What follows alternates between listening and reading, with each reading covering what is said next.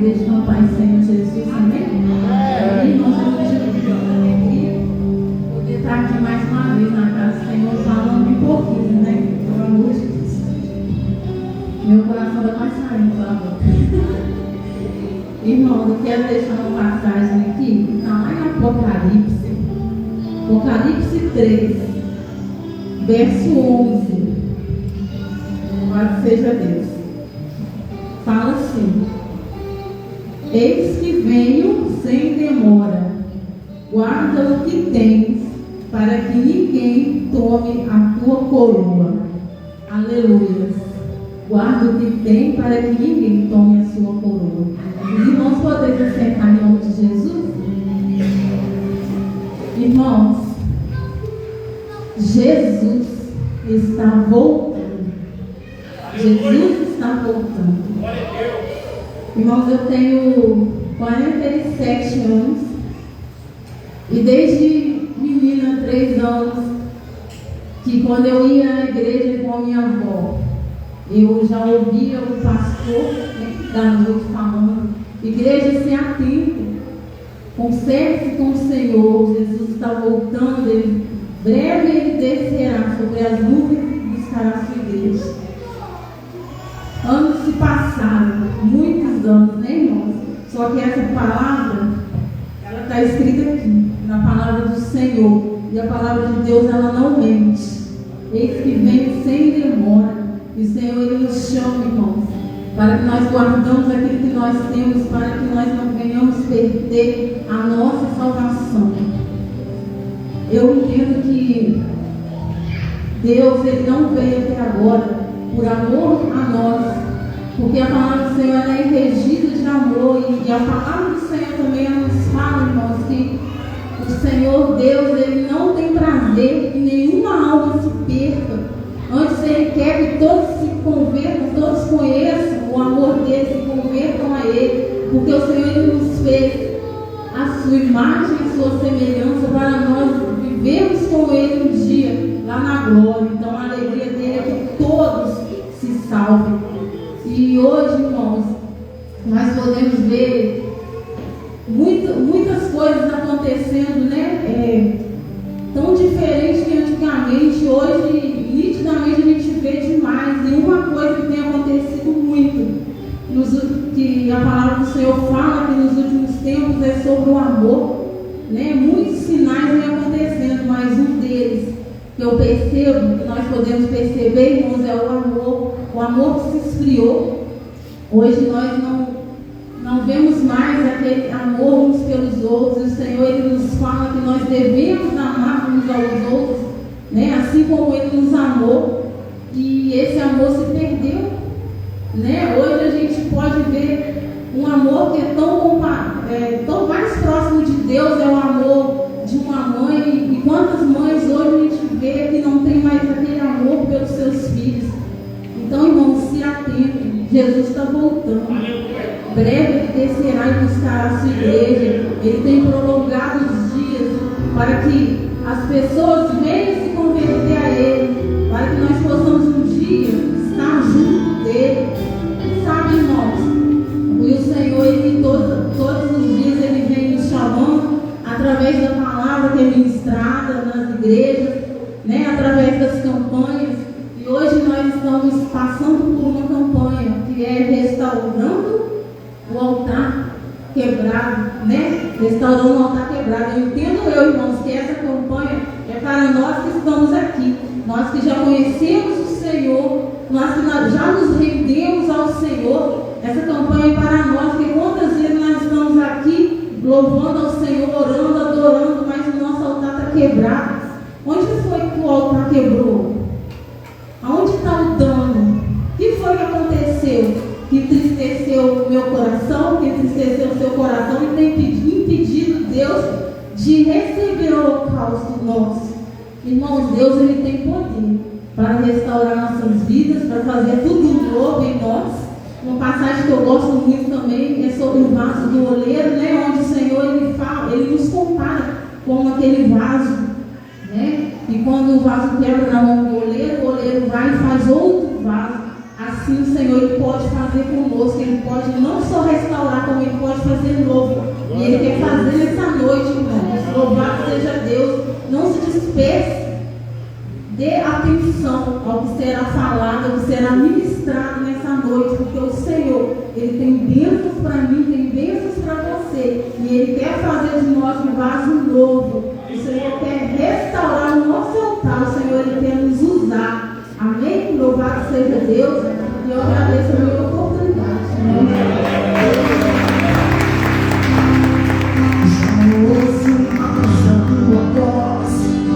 Não tem mais tempo para vir aqui. Nós temos coisas que se esquecer.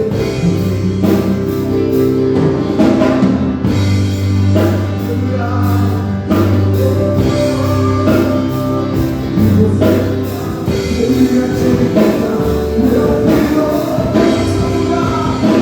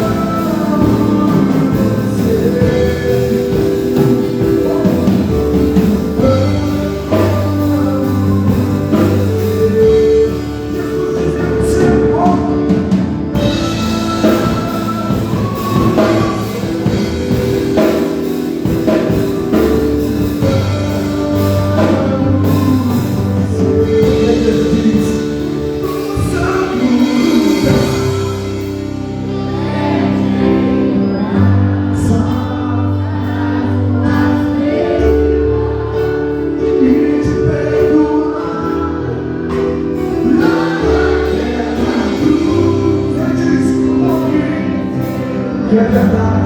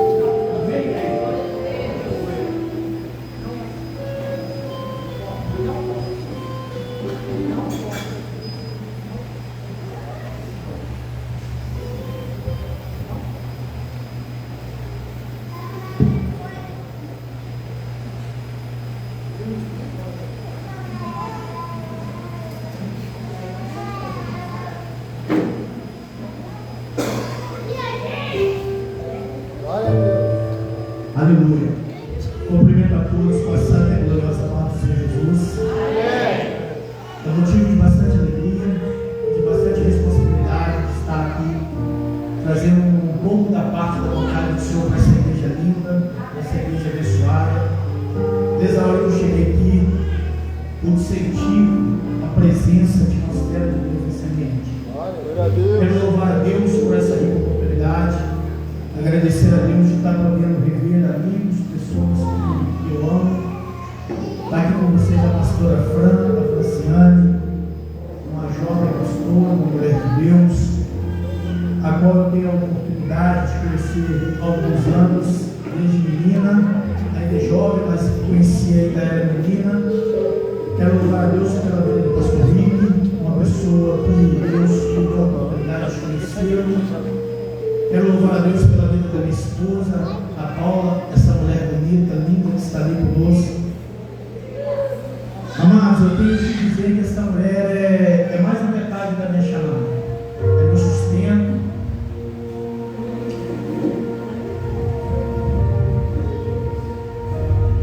É alguém que me fortalece todos os dias. Eu louvo a Deus por ter essa oportunidade de poder ser casado com ela.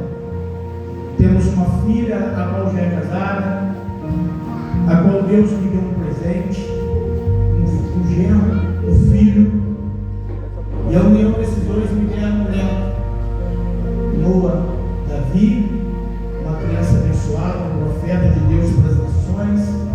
Tenho profetizado isso na vida dele todos os dias. Você que tem filho, que tem neto, faça isso na sua casa. Profetiza que ele será uma bênção, profetiza que ele será um profeta, um pregador, um cantor, alguém que vai ministrar a palavra e a vontade de Deus nessa terra. Quando Deus me chamou para essa missão, eu tinha por volta de 11 anos quando eu entendi essa chamada.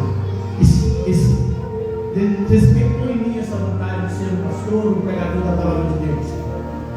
O adversário lutou, tentou atrapalhar em alguns momentos, eu tropecei, mas chegou um momento que o Espírito Santo de Deus falou na minha vida e disse assim: chega, escolhido não tem escolha. Eu te pegarei e forjarei em ti um caráter, e esse caráter será em ti uma marca. E muitas das vezes eu resisti, e quem me conhece sabe que eu já errei lá atrás, já tropecei, não me envergonho de admitir que já errei, mas eu glorifico a Deus por saber que tem um Deus que não abandona o seu projeto. O vaso pode rachar, o vaso pode ser rachado, ele pode se tornar um vaso rachado por um momento, ele pode se tornar um caco, mas o Senhor não joga fora, o Senhor não abandona, mas ele pega e faz descer a casa do olheiro, assim como a obreira disse aqui. E quando ele desce a casa do olheiro, ele transforma em um vaso novo, e ele coloca aquilo que é o verdadeiro valor, que é a unção. Nós, como vasos, não temos valor para nada se nós não tivermos a unção. E nessa noite eu quero ministrar o seu coração. Pega na mão desse irmão que está do seu lado, esse abençoado de Deus, fala com ele assim, olha bem nos olhos dele com bastante carinho e diz assim: irmão, você veio aqui essa noite para entender uma coisa: você não tem escolha, você é escolhido, e escolhido não tem escolha. Tu vai servir e tu vai receber, e nessa noite esse altar, ele vai receber fogo da parte de Deus. Só você que crê nessa palavra, aplauda a noite pelo nome do Senhor.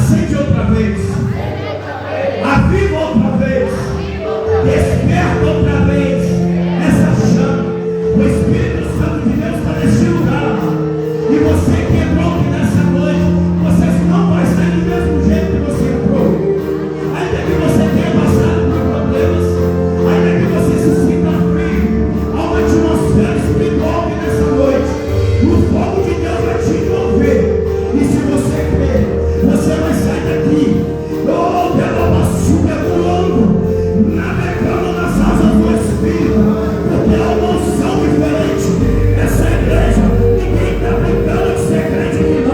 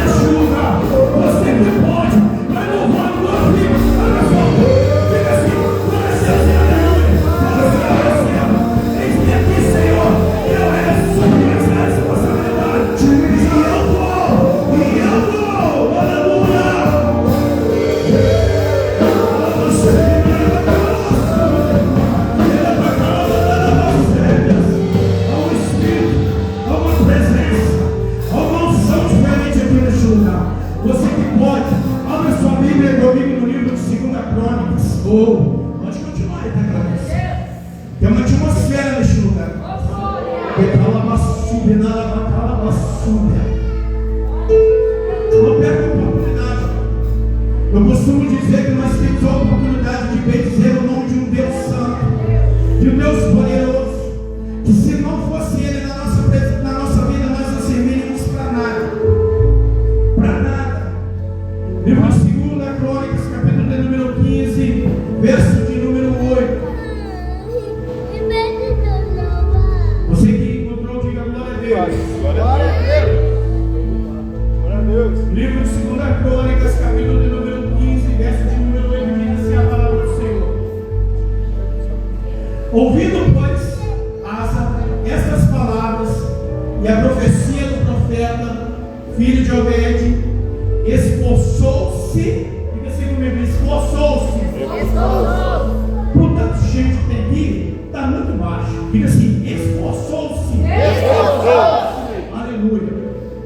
E tirou as abominações de toda a terra de Judá e de Benjamim, como também das cidades tomadas nas montanhas de Efraim, e renovou, diga assim, renovou.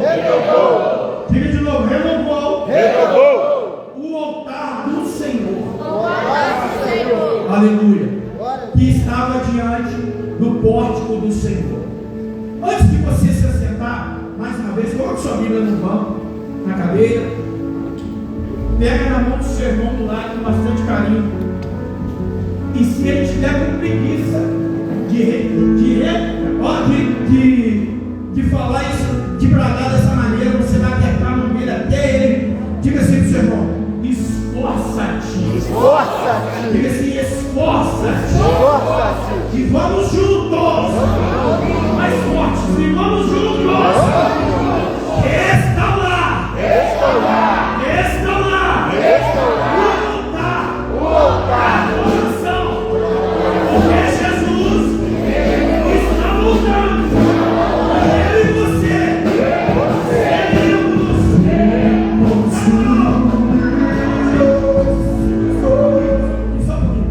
E nós seremos um canal de bênção nessa cidade, neste bairro, nessa igreja.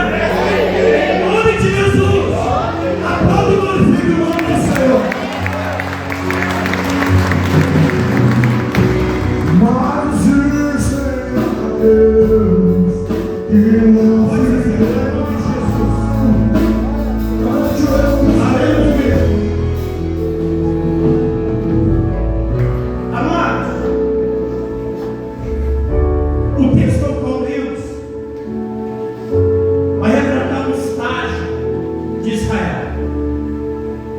A palavra de Deus vai nos contar, vai nos mostrar que o rei Asa, ele recebe a visita de um profeta. No capítulo 15, no versículo 1, diz assim: então veio o Espírito de Deus sobre Azarias, filho de Obed, e saiu ao encontro de Asa. O profeta vai até Asa e vai dar a ele um conselho, vai profetizar algo na vida do rei. Para você entender esse momento aqui, eu vou trazer uma introdução só para você entender um pouco desse contexto, da importância desse tema dessa campanha. Louvado seja Deus quem teve essa direção do tema dessa campanha. Israel é o povo escolhido de Deus, todo mundo sabe disso, amém? Deus começa um projeto lá no Éden, no Gênesis, com um homem e uma mulher. Faz que aqueles dois se unam e através deles haja multiplicação de povos na terra. Só que aquele primeiro homem, ele comete um erro. Ele não se atenta em zelar pela palavra de Deus. A palavra não era para ela, a palavra era para Adão. E através de Adão e ela, Deus queria ter uma nação, um povo de verdadeiros adoradores. E os coloca no jardim. E Deus dá a oportunidade deles comerem de todas as árvores do jardim, mas que não comessem somente de uma.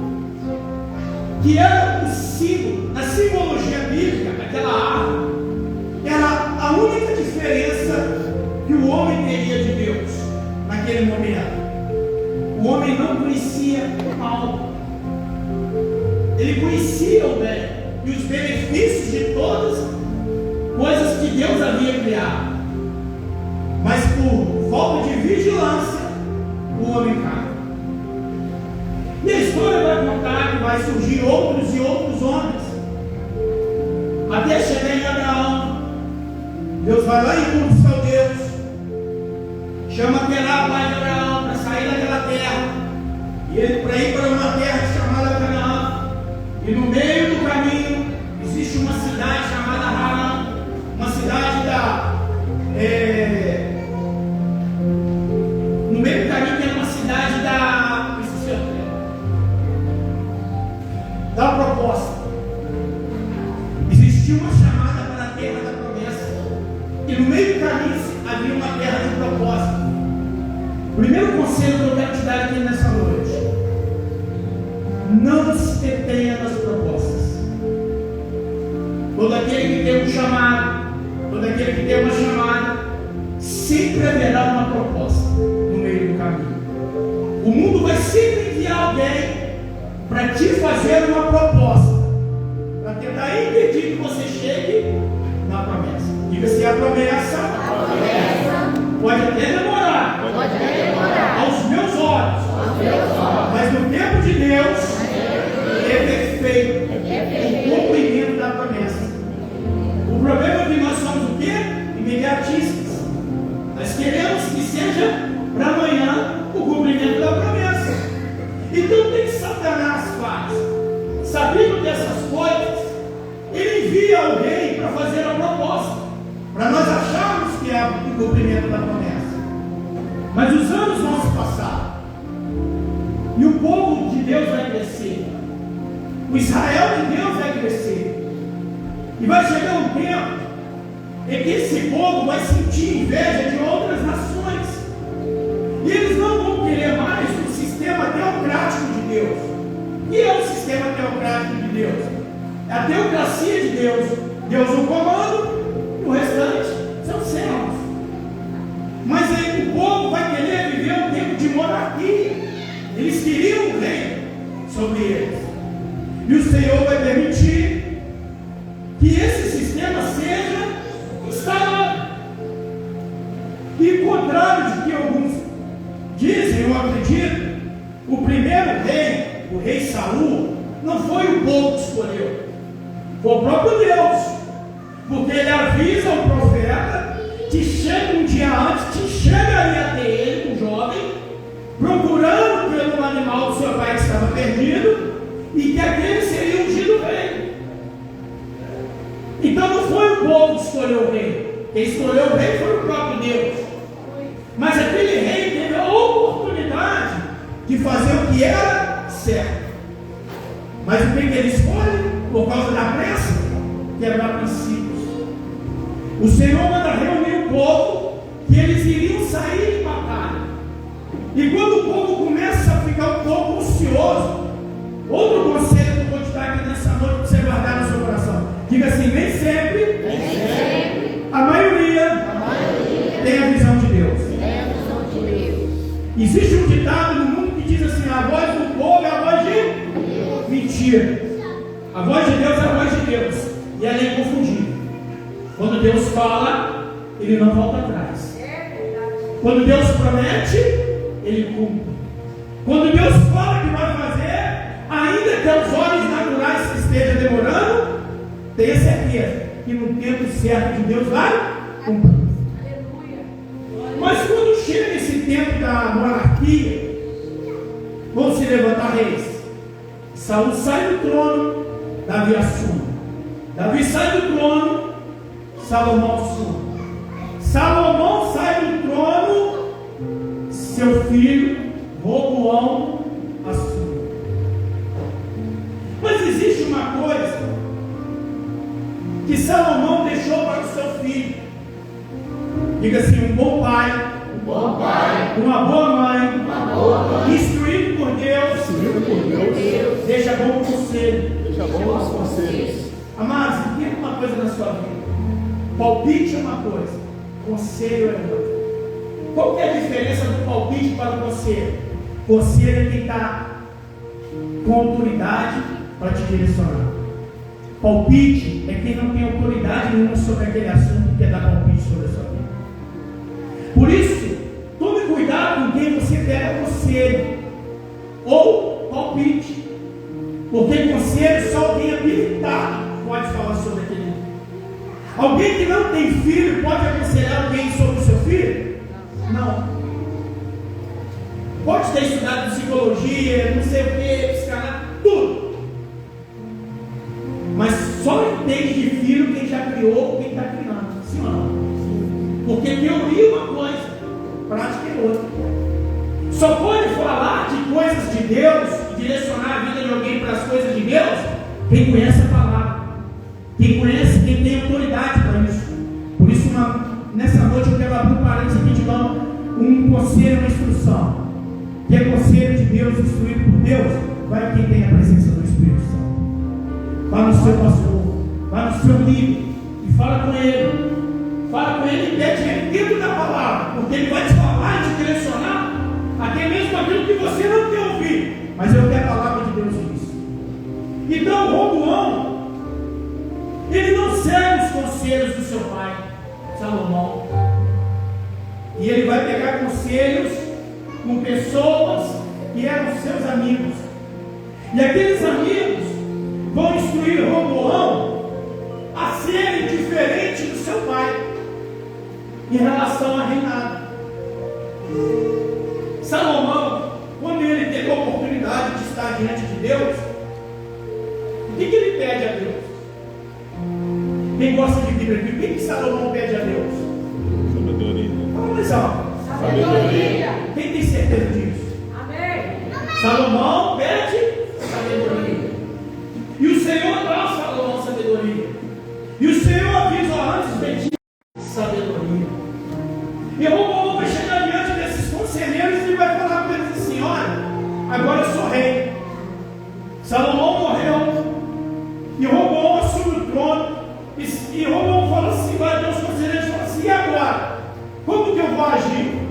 E os conselheiros falam assim com ele: olha, seja justo, seja amoroso, seja pacificador, seja tranquilo, ande aquele povo. E ele pega aquele conselho e vai aos seus amigos. E ele chegando aos seus amigos pergunta: e aí, como vocês acham que eu devo governar?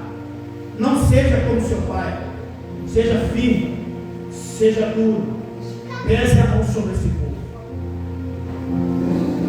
E o que vai acontecer nesse momento? O povo não vai querer se sujeitar a ele. Vai haver a divisão do reino.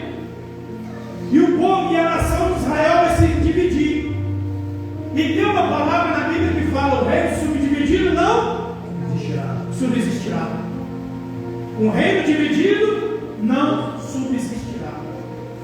Olha para o seu irmão do seu lado e diga assim: meu irmão, meu amigo, eu preciso de você. Nós somos um só corpo. Nós somos membros de um só corpo.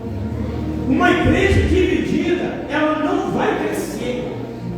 Ela não vai resistir os ventos. Uma igreja que não se une, não se torna um só propósito. Se cada um quer puxar para um lado, não tem como. Não tem como uma igreja dessa resistir os maus dias. Mas quando você e eu entendemos que nós somos um só povo, uma só nação, um só corpo, existe uma só cabeça e ela é chamada Jesus Cristo, nós iremos pegar na mão uns dos outros e ninguém vai ficar para trás. Nós vamos ter misericórdia, nós vamos ter paciência para entender que cada um tem o seu tempo de amadurecimento. É um tal de crente achar que Deus tem lata de lixo. É um tal de crente achar que Deus joga fora. Ah, eu não vou com a cara do baterista para mim não ser. Eu quero te dizer uma coisa: ainda que para mim ou para você não sirva, mas lá no céu existe um Deus que olha para ele todo dia e diz assim: está crescendo, está se desenvolvendo, está se afastando do pecado, e eu vou derramar, e eu vou ser fiel, e eu vou encher, porque o meu nome vai ser glorificado na minha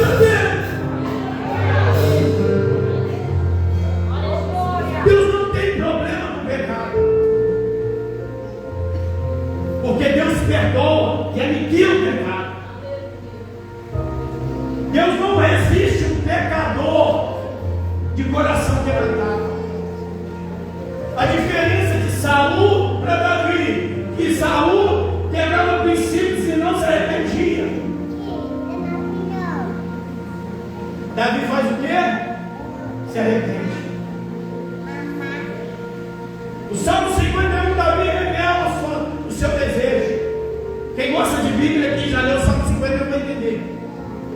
Ele tinha trono, ele tinha vestes reais, ele tinha tudo.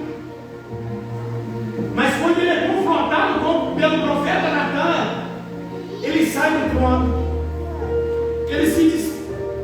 Ele tira as roupas reais e vai com a cara do pó. E a única coisa que ele pede a Deus: não retira de mim o teu espírito. Oh, calabouço. Há uma graça de Deus nesse lugar. Há uma glória de Deus nesse lugar. E você que está aqui com seu coração batendo, com vontade de fazer a obra de Deus, de receber aquela palavra, que tem uma chamada de Deus, eu vim aqui para te dizer nessa noite. A chamada de Deus é para todo aquele que se submete. É para aquele que se humilha diante do Senhor. A humilhação, amado, não é ser humilhado pelas pessoas. Não tem quem pode ao humilhar ser exaltado, não. É quem se humilha diante de Deus. O Deus que vê, que sonda os corações, Ele te pega pela tua mão e te coloca de pé nessa noite.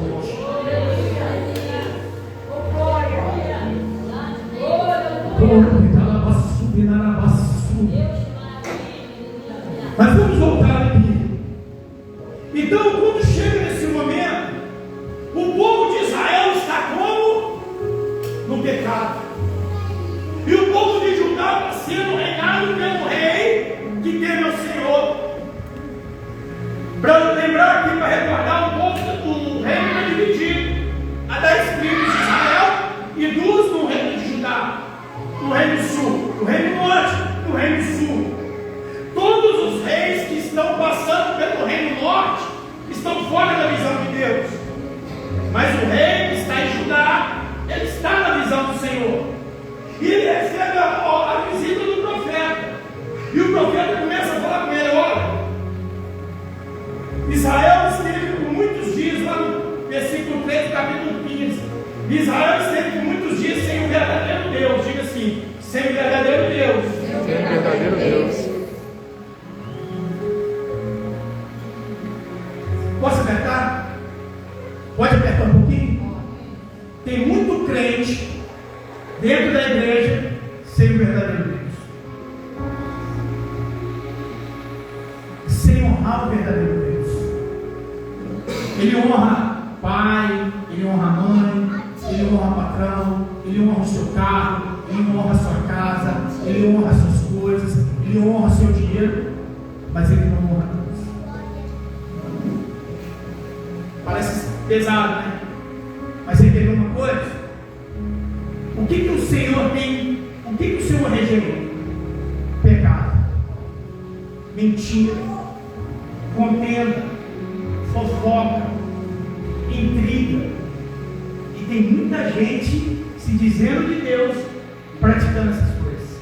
Mas graças a Deus aqui não tem ninguém assim. Porque o Senhor precisa da nossa verdadeira adoração. Meu Deus. Vai chegar um tempo, eu tenho hoje, lá em João capítulo 4, quando Jesus encontra com a mulher samaritana, aquela mulher se assusta quando ele fala assim: olha, como pode tu, sendo judeu, falando comigo que sou mulher samaritana? Ela não sabia quem era aquele Jesus até o momento, mas existia uma coisa dentro dela, o desejo de encontrar o Messias. Porque quando Jesus se revela a ela que ele era o Messias, é porque ela havia falado que chegaria um tempo que haveria um Messias. Ela esperava aquele Messias. E quando ela se encontra com o Messias, o que ela faz? A primeira coisa, valoriza aquele encontro e sai correndo para anunciar que aquele homem que aquela cidade esperava chegou. Eu e você temos a oportunidade de sermos cheios desse Espírito, sermos cheios desse poder. andar em vigor, em novidade de vida pela palavra de Deus. Mas muitas das vezes, o que tem tomado a nossa atenção? A série da Netflix, o futebol, a peladinha, o namoro no WhatsApp, as postagens no Instagram, e a oração, e a leitura da palavra, e o jejum, e a consagração, e a ajuda na faxina da igreja, e o evangelismo, e os cultos jovens. Aonde fica essa prioridade? Quando dá. Mas eu vim como um profeta de Deus nessa igreja, nessa noite, para dizer: essa história vai mudar. Essas coisas vão mudar. Porque o Espírito Santo de Deus, o Deus Todo-Poderoso, começará a ter lugar de prioridade na nossa vida.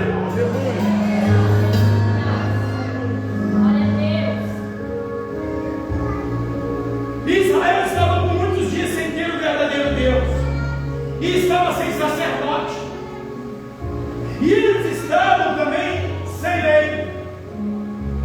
A lei é que simboliza a Torá, que é o Pentateuco, os 5 primeiros livros da Bíblia, que tratam das leis, dos regimentos de Deus para aquela nação. Uma coisa que eu quero te dizer nessa noite: crente que não lê a Bíblia, não medita na palavra de Deus, não consegue viver uma vida regrada pelo Espírito Santo de Deus. Crente que não